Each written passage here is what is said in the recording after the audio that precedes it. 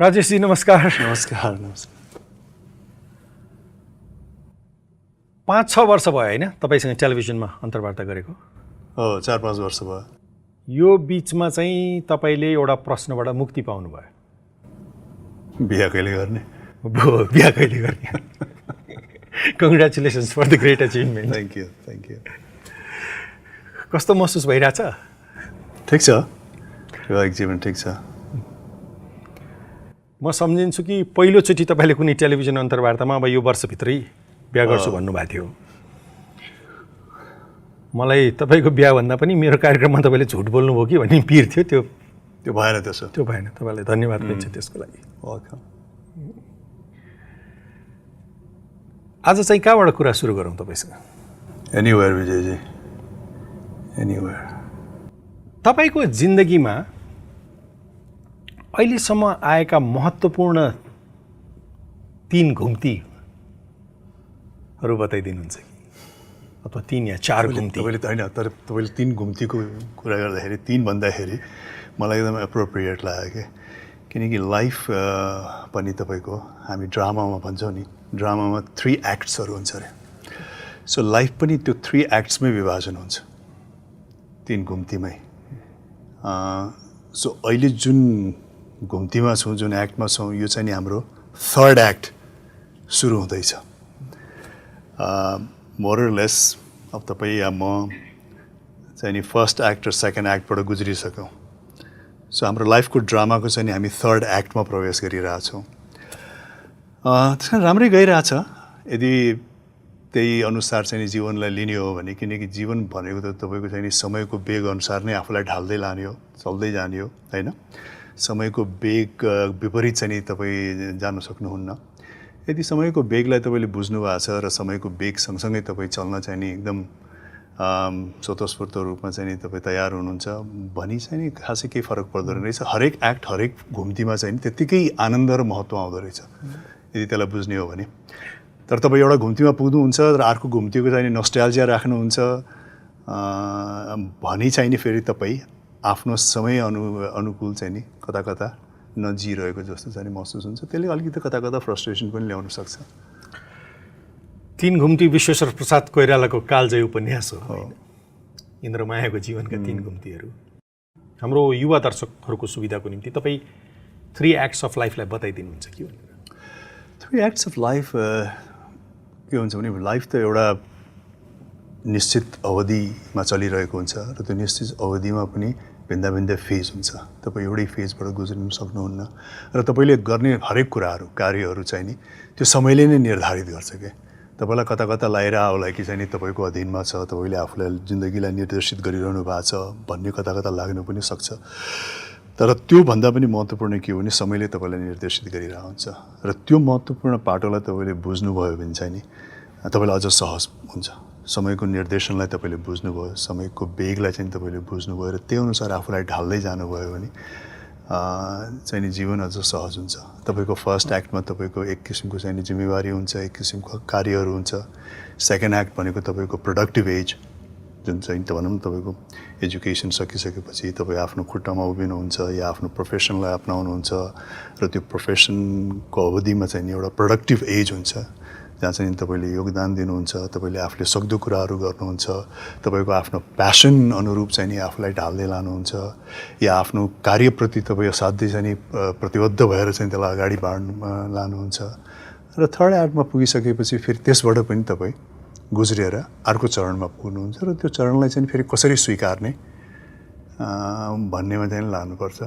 र एउटा फिलोसोफरले के भन्थ्यो भने जे कुरा पनि जन्मिन्छ या उत्पन्न हुन्छ त्यो त आखिर विलिन हुनको लागि या खिनको लागि या जानको लागि नै उत्पन्न हुन्छ नि। उसको अन्तिम काल त विलिन हुनु नै हो, अन्तिम काल त खिनु नै हो।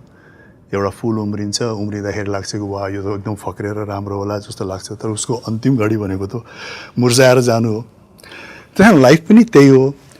त्यस कारण हरेक सबै कुराहरू डिजेनेरेट हुनसक्छ, तर एउटै कुरा चाहिँ तपाईँले असाध्यै त्यसलाई परिमार्जित गरेर परिष्कृत गरेर लान सक्ने मनुष्यको जीवनमा के हुँदो रहेछ भने तपाईँको सोचाइ, तपाईँको स्पिरिट, त्यसलाई चाहिँ तपाईँले निरन्तर परिमार्जित र परिष्कृत गर्दै अन्तकालसम्म लान सक्नुहुन्छ यदि तपाईँलाई कुनै किसिमको दिमागी रोग लागेन या शारीरिक रोग लागेन, तपाईँ अन्य किसिमले स्वस्थ हुनुहुन्छ भने तपाईँको। ठिकै छ राजेश, एउटा चिज सोधौँ कि तपाईँको जीवनको तेस्रो घुम्तीमा आइपुगेको छु भन्नुहुन्छ तपाईँ, यसको के अर्थ राख्दछ? तेस्रो घुम्ती यसलाई हामी कसरी परिभाषित गरौँ?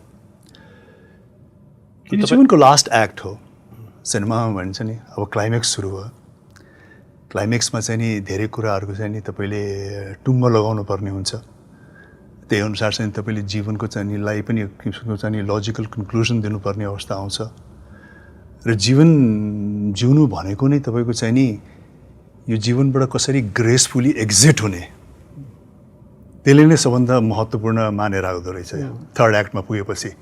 अन्य अरू एक्टमा चाहिँ नि तपाईँले चाहिँ नि विभिन्न किसिमको प्रोडक्टिभ एजमा तपाईँले आफूलाई ढाल्दै लगिरह हुनुहुन्छ, तर अन्तमा पुगेपछि चाहिँ नि अब हाउ टु एक्जिट ग्रेसफुली, निकास कसरी, निकास चाहिँ जिन्दगी कसरी भन्दा पनि कसरी ग्रेसफुली कसरी गर्ने, यो एक्टबाट एउटा क्लाइमेक्सलाई चाहिँ नि एउटा राम्रो बिन्दुमा पुऱ्याएर लजिकल कन्क्लुजनमा कसरी पुर्याउन सकिन्छ भनेर। अब त्यसको लागि तपाईँ यो भन्दै हुनुहुन्छ कि तपाईँको एउटा फिल्म एक्टरको रूपमा चाहिँ अब तपाईँ ओह्रालो लगाइसक्नुभयो अथवा निकास खोज्दै हुनुहुन्छ? अब actor in me will never die होइन, स्टारडम अथवा हिरो जो रोलहरू थियो त्यो पनि होइन, तर अब कस्तो किसिमको भूमिका गर्ने, कस्तो किसिमले चाहिँ नि आफ्नो एक्टिङ कलालाई अब प्रस्तुत गर्ने भन्ने चाहिँ त्यो फेरि समयले निर्धारित गर्छ होइन। नत्र हरेक पेसामा लागेको व्यक्ति त्यो पेसागत हिसाबले चाहिँ कहिले पनि मरेको हुँदैन। आर्मीको मान्छेहरूले भन्छ नि जनरल नेभर डाइस होइन, जनरल नेभर रिटायर्स भन्छ। तपाईँको ऊ रिटायर भइरह पनि हुन्छ, तर उसको भित्रको जुन चाहिँ ऊ छ त्यो रहिरहन्छ। जब यो रिटायरमेन्टको कुरा छ, यो सार्वजनिक जीवनमा बसेका मानिसहरू रिटायर त एक दिन हामी सबैले हुनै छ, जीवनबाटै रिटायर हुनेछ, एक्ज्याक्टली नाथे करियरको के कुरा भएर होइन। तर अब रिटायरमेन्टको कुरा गर्दाखेरि एक किसिमका मानिसहरूलाई मृत्युले रिटायर गर्छ, एक किसिमका मानिसहरूलाई उसको पेसाका सेवाग्राहीहरूले रिटायर गरिदिन्छन्। जस्तो तपाईँ कलाकार हुनुहुन्छ भने हेर्न छोडिदिन्छन्, अथवा म पत्रकार छु भने अथवा लेखक छु भने पढ्न छोडिदिन्छन्, जबरजस्ती म कोचिएर बस्ने कोसिस गरेँ भने। एक थरीका एक्टरहरू यस्तो हुन्छन् कि उनले आफूलाई समयानुकूल परिवर्तित गरेर नयाँ भूमिका आफूलाई अदा गरिराखेका छन्। जस्तो भारतमा हामी अमिताभ बच्चनको उदाहरण दिन सक्छौँ। तपाईँ चाहिँ कुन? होइन, रिटायरमेन्टलाई पनि दुई किसिमले हेर्न मिल्छ। तपाईँको रिटायरमेन्ट अस्वाभाविक हिसाबले भयो या स्वाभाविक प्रक्रियामा भयो होइन। मान्छेको मृत्यु पनि त्यही हो। यदि मान्छे आफ्नो स्वाभाविक हिसाबले उसको मृत्यु भयो भने मान्छेलाई स्वाभाविकै लाग्छ। तपाईँ 90 वर्ष 95मा हुनुभयो, तपाईँ बित्नुभयो भनेर ठिकै छ भन्ने हुन्छ। तर तपाईँ 45मै तपाईँलाई हार्ट एट्याक गरेर तपाईँ बित्नुभयो भने त्यो अचानक लाग्छ। अनि आफ्नो प्रोफेसनमा पनि त्यही हो। तपाईँले जुन बेलामा एकदम चरम सीमामा योगदान पुर्याउनु पर्ने हो, भर्खर तपाईँको चाहिँ गाडी चलिरहेको छ र त्यो चल्दा चल्दै गएर अचानक रोकिदियो, पत्रकारितामा लागेको व्यक्तिको चाहिँ पढ्न छोडियो, कलाकारितामा लागेको व्यक्तिको चाहिँ कलाकारिता हेर्न छोडियो भने त्यसले चाहिँ एउटा अस्वाभाविक प्रतिक्रिया तपाईँलाई दिन सक्छ। तर त्यो सबैको स्वाभाविक हिसाबले भइरहेछ रिटायरमेन्ट, कि एउटा फेज उसले गर्यो, त्यो फेजमा जुन योगदान दिनुपर्ने हो दियो, त्यो फेजमा जुन योगदान दिएको त्यसको चाहिँ नि भ्याल्यु पनि लिने मान्छेहरूले देख्यो भने कता कता तपाईँले एउटा लजिकल कन्क्लुजनमा चाहिँ त्यो फेजलाई पुर्याउनु भएको हुन्छ। तर खालि दुःख चाहिँ किसिमका मानिसहरूले हुन्छ कि जुन सहजताले तपाईँले अहिले रिटायरमेन्ट अथवा अवकाशलाई लिइराख्नु भएको छ, एक थरी प्रोफेसनल्सहरूले त्यसलाई रिटायर भएको छैन, सरी रिटायरमेन्ट भन्नाले तपाईँको भाषामा अब तेस्रो घुम्ती, म रिफ्रेस गर्छु क्वेसनलाई। एक थरी मानिसहरू आफ्नो जीवनको तेस्रो घुम्तीलाई स्वाभाविक रूपमा लिन्छन्, एक थरी मानिसहरू तेस्रो घुम्तीलाई लिनै सक्दैनन्, त्यसलाई डिनायल छिन्नन्, त्यसलाई अस्वीकार गर्छन्। त्यस कारण मैले भने तपाईँ यदि समयको वेग अनुसार आफूलाई ढाल्न सक्नुभयो, समयको वेग अनुसार तपाईँले आफूलाई लान सक्नुभयो भने जीवन बढ्दा सार्थक हुन्छ र तपाईँमा त्यो किसिमको फ्रस्ट्रेसन आउँदैन। र अघि मैले भनेको जस्तो विभिन्न किसिमले चाहिँ तपाईँ कमजोर हुँदै जान सक्नुहुन्छ होला, तर यदि तपाईँ सृजनशील व्यक्ति हुनुहुन्छ या तपाईँ चाहिँ लेखाइमा पढाइमा विश्वास गर्ने व्यक्ति हुनुहुन्छ या तपाईँको अन्य पनि हुनसक्छ गायन क्षेत्रमा डान्सिङ क्षेत्रमा गर्नुहुन्छ भने बगैँचा गार्डनिङ जे पनि अनन्तकालसम्म तपाईँले आफ्नो लागि पनि त्यो कुराहरू गर्दै जान सक्नुहुन्छ नि। होइन तपाईँको हात कमजोर होला, तपाईँको खुट्टा कमजोर होला, तर तपाईँको दिमाग चाहिँ तपाईँले त्यसलाई अझ परिष्कृत परिमार्जित गर्दै लान सक्नुहुन्छ अन्तिम कालसम्म। मैले अघि भने जस्तो यदि रोग लागेन भने यहाँनिर एउटा महत्त्वपूर्ण कुरा के छ भने मानिसको मस्तिष्क यदि परिष्कृत हुँदै गइराखेको छ भने त that's a beautiful thing to happen होइन। म तपाईँलाई एउटा किस्सा भनौँ। मैले एउटाको यस्तै डिस्कोर्स सुनेको थिएँ अनि उसले त्यस्तै यो एजकै बारेमा चाहिँ कुरा गरिरहेको थियो र उसले के भनेको थियो भने एउटा व्यक्ति थियो जो चाहिँ आजीवन ऊ लयर थियो र आफ्नो जीवनको अन्तिम कालमा गएर ऊ लेखक भयो र लेखकमा पनि ऊ धेरै सफलता हासिल गर्यो, तर एउटा बिन्दुमा गएर चाहिँ उसलाई एउटा भयङ्कर रोगले समात्यो, जुन रोगले चाहिँ उसको पुरा शरीर चाहिँ अशक्त भयो, तर उसको दिमाग चाहिँ नि लाई चाहिँ केही पनि असर पारेको थिएन, दिमाग चाहिँ तन्दुरुस्त थियो। र त्यो अशक्ततामा उसले आफूले के भन्यो भने आज मेरो हात कमजोर भएको छ तर मेरो लेखाइ बलियो भएको छ। Oh my God. आज मेरो स्वर दबिएको छ तर मेरो भनाइ अझ सशक्त भएको छ। Oh my gosh. You know, because his mind was working all the time र उसले के गर्यो भने आफ्नो माइन्डलाई आफ्नो स्पिरिटलाई नै कसरी अझ परिष्कृत परिमार्जित गर्दै जाने अन्तसम्म उसको बडीले त उसलाई धोका दिइसक्यो। त्यसकारण एउटा भनाइ छ नि मानिसहरू दुई किसिमका हुन्छन् रे लोग्ने मानिसहरू। एक थरी चाहिँ उमेर बढ्दै गर्दा पुरानो भेनेगर जस्तो तिता र अमिला हुँदै जान्छन् रे, झन्झन कुण्ठा, झन्झन वितृष्णा, झन्झन नकारात्मकता, स्पोइल्ड ओल्ड भेनेगर जस्ता हुन्छन्। अर्को थरी लोग्ने मान्छेहरू हुन्छ रे जो उमेर जति जति बढ्दै जान्छ त्यति त्यति चाहिँ पुरानो वाइन जस्तै हुँदै जान्छ रे। हो होइन, तपाईँ लाइफलाई ग्रेसफुल्ली नै लानुपर्छ। विषयमा पनि यही भन्न हो, सकिन्छ। अङ्ग्रेजीमा भन्छ नि हाउ टु एज ग्रेसफुल्ली होइन, तर फेरि त्यो त्यति सजिलो पनि छैन नि, किनकि तपाईँले चाहँदा चाहँदै पनि अन्य अरू तत्त्वले त तपाईँलाई असर पार्न सक्छ नि। तपाईँको शरीरमा केही रोग लाग्न सक्ला, तपाईँलाई के उ गर्ला। त्यस कारण लाइफ एकदमै हाउ टु एक्सेप्ट ग्रेसफुल्ली, कसरी सहजतापूर्वक उमेरलाई ग्रहण गर्दै लानु पर्यो र हरेक के अरे अहिले तपाईँ हरेक घुम्तीको चाहिँ नि आफ्नो किसिमको आनन्द उठाउन सक्नु पर्यो। जीवनको पहिलो चरणको घुम्तीको आनन्द नउठाएको मानिसले, जीवनको पहिलो चरणको घुम्तीलाई पूर्णतामा नबाचेको मानिसले जीवनको दोस्रो या तेस्रो चरणको घुम्तीको आनन्द वा पूर्णतामा बाँच्न सक्छ कि सक्दैन?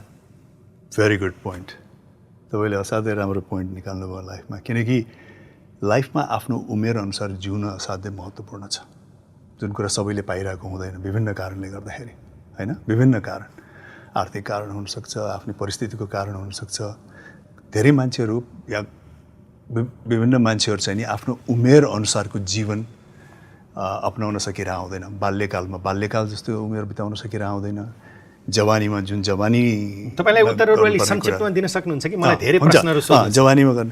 त्यसकारण कहिले मान्छेलाई अब तपाईँ एउटा अवस्थामा पुगेपछि आफ्टर 40 पुगेपछि आफूले जवानीमा गर्न नपाएको कुराहरू होइन, सायद they would want to do it, जुन चाहिँ नि काउन्टर प्रोडक्टिभ हुन्छ। त्यसकारण जुन खेलहरू तपाईँले 30 वर्षमा खेलिसक्नुपर्छ त्यो 60 वर्षमा खेल्न थाल्नुभयो भने इट्स अग्ली। त्यसकारण मैले युवाहरूलाई भन्छु कि जिउरहेको मान्छेहरूलाई तपाईँ आफ्नो एज अनुसार पनि जिउनुहोस् होइन, आफ्नो लाइफको बारेमा सिरियस हुनुहोस्, गम्भीर हुनुहोस्, तर तपाईँको एजले जुन कुराहरू डिमान्ड गर्छ त्यसलाई पनि इन्जोय गर्नुहोस्, किनकि अर्को फेजमा गइसकेपछि फेरि तपाईँले यसलाई इन्जोय गर्न सक्नुहुन्न।